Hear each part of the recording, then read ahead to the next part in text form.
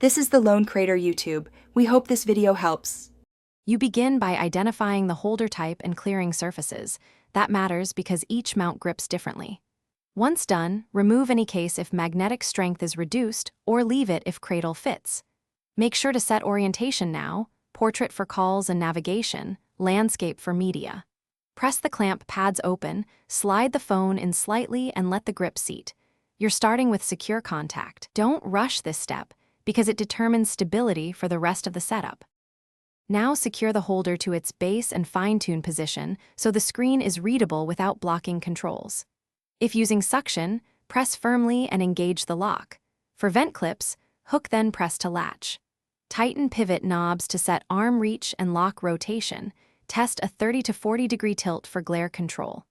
Route the charging cable along a natural line and fasten with clips to prevent tugging. Make sure ports and sensors remain unobstructed before finalizing. Finish with functional checks.